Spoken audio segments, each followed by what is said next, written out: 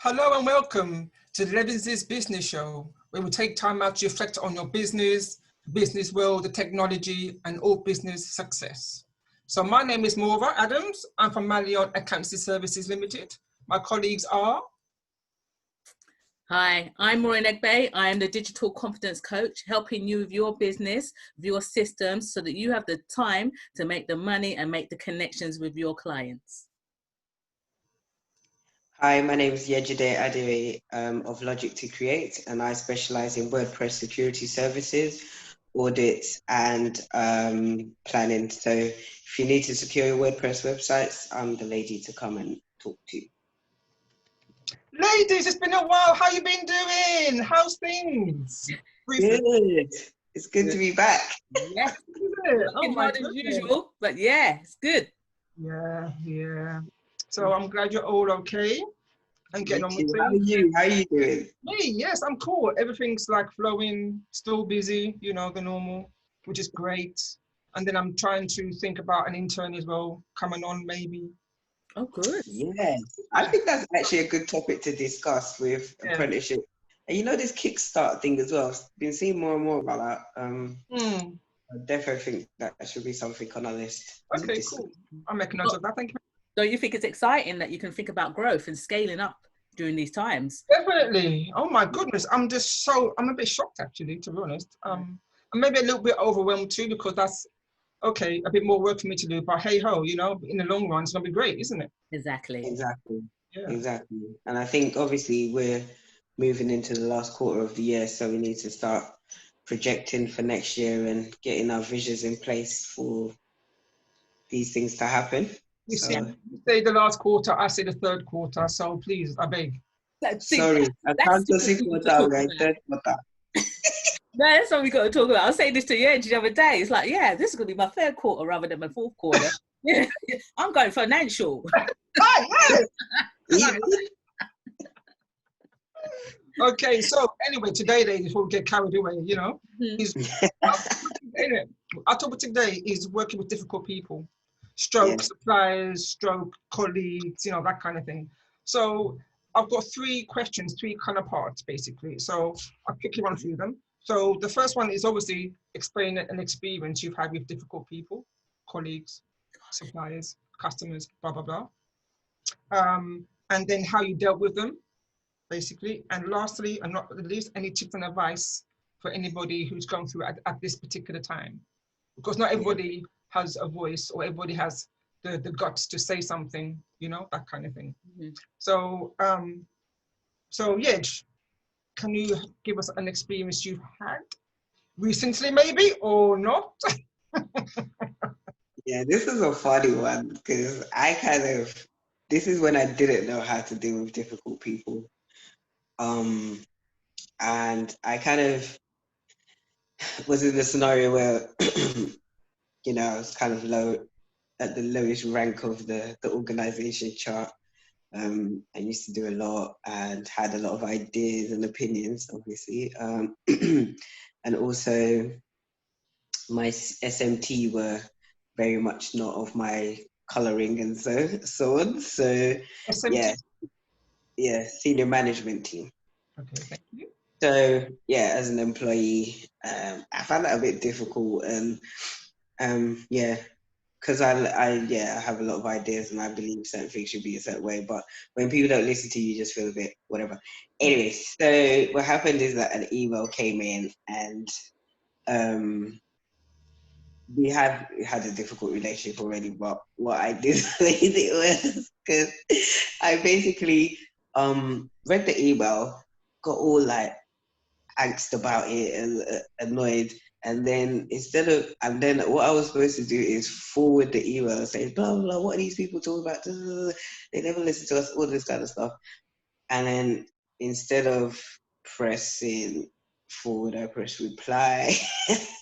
I basically replied them, telling them no. So that just made it worse, and I was like, oh my god, I can't believe you guys have read this and all that.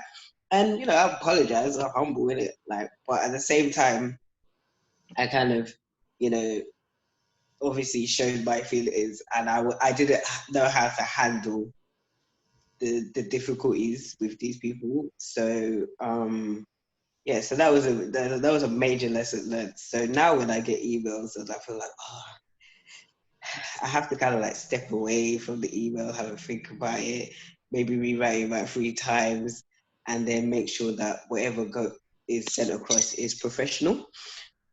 Because I guess in business and those kind of things, you have your reputation and credibility to think about. So as a more mature person and having my business as my priority and those kind of things, and valuing it and understanding how I need to portray myself, I'd learned the techniques of like deep breathing, just thinking things through. Maybe if I have a business confident to call, I can call them and discuss it. Okay, hold your tips for now. Yeah. I've got a few more, but that'll be right at the end. Okay. Sorry to interrupt you there, your flow, but oh my goodness, you send us that email. Oh my god. Anyway, Yes. Maureen, please, can you top that? No. No. Oh, come on, Maureen. They didn't need the email from me. They just saw my face. Uh-oh. It's one of those looks. Nobody wants to see that. What happened? So no, it's a challenging one, because I think that there's been so many different scenarios. I mean, even recently, but I'm not going to discuss about recently because it's too recent. Okay.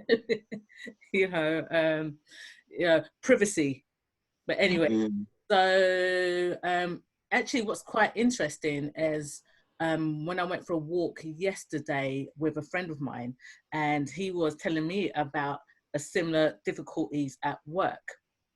So that reminded me of a situation where I was put into work with a senior manager, and basically no one got on with this manager, and she was hard work, in terms that you couldn't have a conversation with her, and just made everything really difficult. So if I came with an idea, it was always knocked down. It was never ever good enough.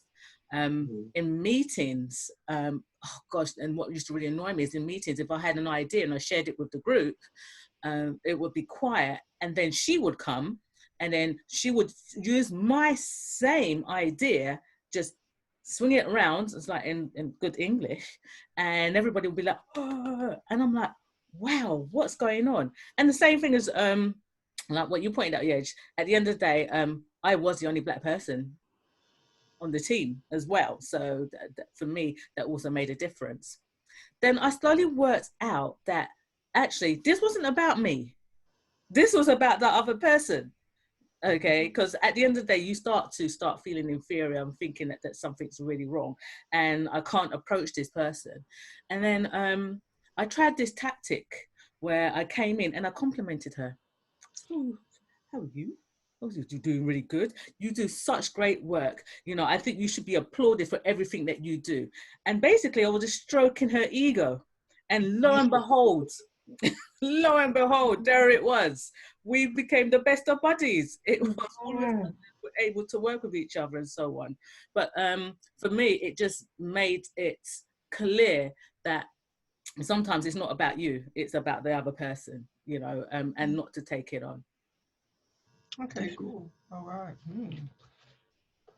Well, I had a little incident like Yejide in an email, but mine wasn't as bad as yours. Mine was just one word, like saying ridiculous. So it wasn't that bad. And my boss said, you know what, it's okay, because she would say the same thing anyway. So I was cool.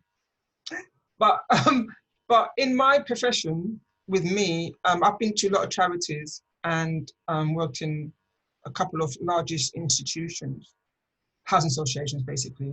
And with that, it's like in the position of money, and you need information to report on the money. You have to ask a specific person some stuff about their work, about their job, and in timescale limits as well. So sometimes you might get 1 or 2 people really pushing back at you to say that, oh, I ain't got time to do this, what do you want this for, blah, blah, blah, blah, blah. And some really had really stink attitudes. And First of all, obviously my back was going up first, and I'm thinking, you know what, whatever, man. It's like I wasn't really rude to them, but I was like short with them. Then I learned, you know what, if I need the information on time from them, I have to change something. So what I slowly started to do was build a rapport with them. And as you say, Maureen, actually I didn't stroke their egos that much, but I just kind of like said, you know, how are you? How was your weekend? Slowly catch them. Should I say catch a monkey anymore? Anyway, yeah. slowly get their trust, you know. And the thing is, to this day, I know one of them is still quite difficult to work with, but we're the best of friends. Oh. It's weird. Like, I don't know. It's something that you have to capture something in them. Yeah. And just to attach onto that one thing. Mm-hmm. And then you can like just build rapport on that, you know, even if like to say, oh, they might go to a caravan. I love caravans. Where have you been? That kind of thing. You with me? But I think that the thing about it, like what you was mentioning, is when you start taking it away from you, because then you become defensive. You don't want to be defensive. Yeah. Because then that's you reacting. And then that actually builds up then thinking, oh, well, you're the difficult one, rather than, you know, actually the clashes coming from your direction, first of all. So, yeah. Yeah, I think you're right. Because I felt highly defensive in that role and in that just whole environment. And just in my life in general anyway. So I guess it is that thing that when you're confident in yourself and somebody's trying to project something onto you, it's like, and it is either stroking the ego or just just trying to be as helpful as possible and in a way that makes them stop and think about how they're behaving or something. So I've learned that a lot and it works well. And some of it's just stick to the facts, right? I ain't got time for anything other than this A, B, and C. You know, 1, 2, and 3 don't count if you're having a fit or whatever you're doing. Let's just bring it back to what we actually require from this scenario. And I feel, I've been told that I don't have a lot of patience, but I feel like in those respects, obviously my example showed that I let my impatience get the better of me and my annoyance and everything else. But yeah, I've like spent a lot of time working on that because professionally, we're always going to encounter difficult people in one way or another, and we don't know how we're going to encounter it and when it's going to happen. So you always kind of have to have that ability to just switch on the pause button and just say, okay, try and see it for what it is. I'm going to jump into what you were just saying there, just to continue it. And because I feel that for years, I spent trying to defend myself, like, no, this is wrong, not accepting this, you know. And what happens is the fact is that I couldn't deal with this, the label of being the troublemaker. Same. You know, so I mean, I'm going to flip it around, because then now it's like you're the person that's difficult to be with, you know, when actually you're just standing up for your rights, when you're just actually just being clear. And I think what's really good, what I believe, like what you said, was facts. You can't argue facts, but it's the way that you put across the facts. Because if you put it across in a certain way that people aren't listening, then again, you're the aggressor. Yeah, you're the angry one, the chip on the shoulder, all of these different labels. Yeah. And I think I recently had an incident, even just last week. Again, received the email with something, and I was just like, rewrote the email a few times. And I was gathered my facts, put the facts in the email, and then kept it moving. And then the response I got back was pretty calm. And it wasn't even between me and that person. There was a third person that was the aggressor. So it was just like, you know. But how would you deal with somebody who comes back at you again? Like, for instance, I had an email last week or so, and the aggression in the email, I thought that wasn't even called for. I don't understand where that aggression is coming from. So I replied back, professionally, you know. I stuck to the facts. I didn't say, oh, how are you? Thank you for your email. No, but I just like, you know, said what I had to say, basically one-liner. And they came back at me again with something. I thought, you know what? This isn't my problem. And I thought, I'm not going to reply back to this because it's going to make the situation worse. But how would you have dealt with that?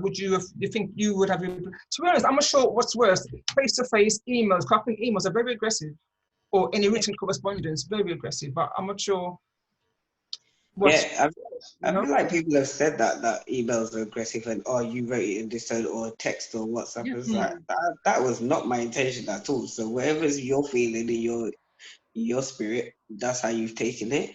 So then the next thing is like, should we just have a conversation about this? Sometimes I don't even ask. I would just pick up the phone and say, oh, hi, let's, you know, clarify this point, or do you see what I mean? Yeah. Because people is where they're at on the other end of that device or whatever, that they're feeling this emotion that you have no clue why this is happening. Do you see what I mean? Like, you've got to be careful. Though. It is a fact that emails are harder to interpret than face-to-face. So in terms of, I think it was like 40 times people are going to interpret it wrong compared to face-to-face conversation. Because at the end of the day, you've got different ways that people communicate and way that they come across. So I talk to you, I will tell you, rather than fact, I'll tell you a story with my facts. You know, whereas when someone's just straight fact, they'll be like, oh, that's a bit too short. You know, so obviously, you know how to write. You start learning how to write things in a certain way and so on and so forth. And to be honest, I don't really have that many like issues of in that respect anyway. But again, it's like, oh, should we have a conversation? But you know, when you were saying about the warning, I was thinking that you were going to say something that in respects of some people actually like to stick to emails and written communication if they want to prove anything later. And I don't know if this was good to say that. That's what I was going to say. So, but sometimes but keep that evidence. Have that conversation. They don't want any commentation. But they'd rather have the conversation in an email or some kind of written correspondence. Yeah. But yeah, again, I don't know, like really and truly, outside of employment life, I really haven't had that many scenarios, to be honest. Well, I and I think it was in employment, as you said, that sort of situation usually arises. But also for me, it's if where the communication starts with email, and it's like gets to a certain point, it's like, what's your goal? What's the outcome? What is it that you wanna get from this, which can dictate where you want to go? You know, for me, if it goes too far, let's have a conversation. And then if it's still not resolved, I will follow up with an email to say, well, this is what our conversation was about, just to clarify the points. So again, it's all captured if something needs to happen at the end, you know, if we have to take it further. That's true. Yeah. Okay. Well, yeah, something to think about. Yeah. The thing is that, okay, it's like the conversation I had with my friend yesterday. What's the bigger picture? What's the goal that you're trying to achieve? If you're going to get stuck in a back and forth, and it's not getting you anywhere, what's the point? You know, if the back and forth is going to lead you to an outcome that's going to help you with your big goal, then fair enough. If not, then you need to pick your battles. You need to know when actually, do you know what, this is not a big thing, and it's not about winning or losing, but it's about peace of mind and me focusing on the bigger picture and my goal.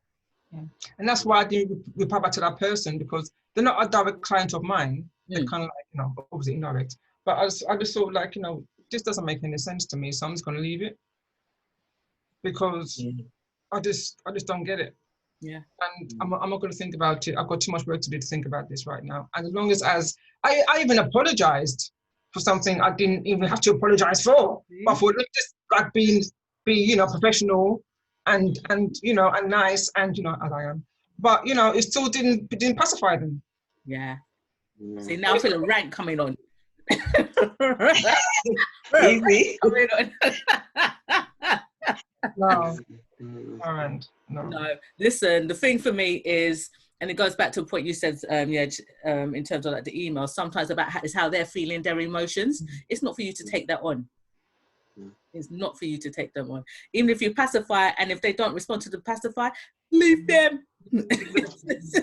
Exactly what I did. I thought, you know what? Leave them. I haven't got time for this right now. Sorry. It might be later on down the line that you can have a conversation, but at the miss, if the pot is too hot, let it cool down. Woo! Is that a tip, Mo? Is that a tip? Okay, let's go to it, are we? So what are your tips, girls? I mean, you know, there's probably quite a few tips actually, to be quite honest, but what's your main tips you think you can deal with these kind of situations? Take a deep breath, assess the situation for what it is. If you know that you're actually, if you put yourself into their shoes and understand where they're coming from and realize that maybe you are, you know, making them feel it, they're feeling the same way because of there's something that you've done, then yeah, own up to it and yeah, apologize. I mean, apologizing when you don't believe you didn't do it. Either way, you know, you can do that. And yeah, so sometimes it is just trying to step out of yourself and try and work out where they're coming from. If they are just totally irrational, then it's just like, okay, just find the best way to you know, sort the situation out. So for example, there's two kind of like website scenarios that I had many years ago with clients, and these people had their own issues, but to get the work done was difficult, so it just became difficult. And one of them called my bluff and was like, "Oh, we've got another person on the sidelines who can take over the work." I was like, "Great, that's fantastic. Send me their details. Let me know." And they were like, "Sorry, oh, we didn't expect you to come with that reaction." I was like, what are you trying to play with me or something? Because you've literally just been wasting my time, and now you're trying to blame me for all of these things that are not happening. And they were totally baffled. So that was getting rid of one difficult scenario. Another one, I don't like the service that you've provided. And I said, okay, but do you like the website? Yeah, I love the website. I was like, all right, cool. You keep the rest of the money that you owe me, and I'll keep the one that you've already given me. I'm not giving you anything back because I've worked, you know, way too many hours on this project already. And they were like, oh, no, I could still pay you. I was like, no, keep the money. If you're not happy with the service and you're not happy, but you're happy with the website, at least I've done something right. So I'll keep that bit, you keep the, but what should I do with the money? I was like, give it to charity. What charity should I give? Whichever one that you want to give it to. You know what I mean? And it was a few £100s, and they kept emailing me, like, are you sure? I was like, yeah, I'm positive. Because I was like, at the end of the day, the business is not just about money and just saying, oh, I've got it in the back. Like, if you're not happy with our service, then furthermore, I've already been like quite anxious about working with you anyway. The money is not going to really, you know, benefit me to a certain degree because you're still going to be there and we're not going to be getting on. So yeah, and again, it was another thing, oh, you know, calling my bluff or telling me about something. And I was just like, you know what, sometimes you have to cut your losses. And somebody said that the way they will get rid of difficult clients is just to keep raising their prices until they until they decide to leave. Yeah, makes sense. So that if we're getting into any confrontation, just keep raising the prices. Oh, our service has gone up. It's gone up. Yeah. That's what I'm noting down. Exactly. So that's a strategy right there. Raise your prices. That's it. What they can't afford you. More? I think Yejide just brought up a brilliant point, because sometimes difficult people could be in the guise of a client or a customer. And, you know, actually understanding and valuing your service or your product is key. You know what's worth, and you know where you might go, all right, give a discount, you know, look after somebody. But if somebody's going to try and tear you down or try and get a good deal, you know, at your expense, it's okay to say no. You know, not everybody's going to like what you do, how you do it, you know, and if they keep coming at you, it's okay to just let them go, because there's going to be more people coming. So for me, dealing with difficult people, as well as raising your prices, which I think is brilliant, you know, actually don't be afraid to say no. Don't be able to, don't be frightened to say, okay, look, I'm happy for you to go elsewhere. You know, emails, coming back to the emails, the biggest lesson that I learned, okay, because I'm an emotionally person, and I know that sometimes don't respond to that email, sometimes put it down, because at the end of the day, you know that the person could be difficult. So it's almost like you're looking for them to be difficult. So when you're reading, you're just looking for them. Okay, all right. And you know, already you're creating the difficulty that may not even be there. Yeah. I remember reading an email one time, and I thought this person was being really, really negative about something that I had done. And then when I went back and read it, it was like totally something else. I'm like, wow, okay. That was a good thing I took a breath and came back and read. So my thing is, it's something that I learned at a place that I was working at, always believe the best. So at the end of the day, come from believing the best of a person first, so that you don't come from a negative place and also then become the difficult person. Yeah. Always be present, always look at the situation, and just facts, be clear, keep calm, and don't take it in. Yeah, very good. Okay, so with regards to the emails, what I normally do is like just type my response straight away, but save it as a draft, and then, as you say, reread the original email and then redraft your email just a few times, you know, just to make sure that, you know, it doesn't sound too aggressive. and it actually works, actually. And as you say, you have to sit back sometimes and think, okay, so are they directing at me, or because they're upset of something in their personal life? You with me? Exactly.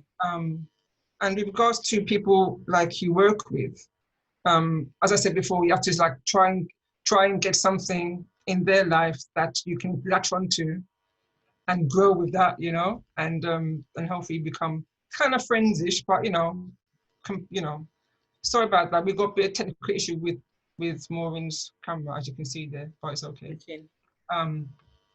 Yeah, and also I would say stay calm as well in all situations. I mean, you may be on the phone and you think, oh my God, I'm gonna explode, but just take some breaths before you respond to, like, you know, what they're saying on the telephone. Even if you want to say, do you know what, can I call you back in a minute, please? And then call them back a bit more calmer, you know? And if they're listening, maybe you can share your side of how or why this is happening, or why you might need information, or you might ask them, like, why are you directing your anger at me, or what have I done exactly, you know, that kind of thing. Yeah, I think some people might find that as in bowing down, but I feel that's a bit more stronger than that. Are you with me? Yeah. Like, be the bigger person, so they say, you know. Yeah. We don't want to come too aggressive now, do we? You know what I mean? No, it all goes back to the Yeah, I bigger mean, it's good to be the bigger person, yeah, but you need to assert yourself when you know that you're right. Oh yes. So Okay. it's not that people should just walk over you and take Oh, liberties. Yeah. And you know, I think again, some of it is even just about your daily routine and how you even start your day. Like if you do meditation and your exercise or anything before you then start dipping into your world, because once you kind of have that time for yourself and the peace, and you've calmed and you've looked after your mind and your body, after that, everything else kind of, whatever you get is like, okay, deal with that, blah, blah.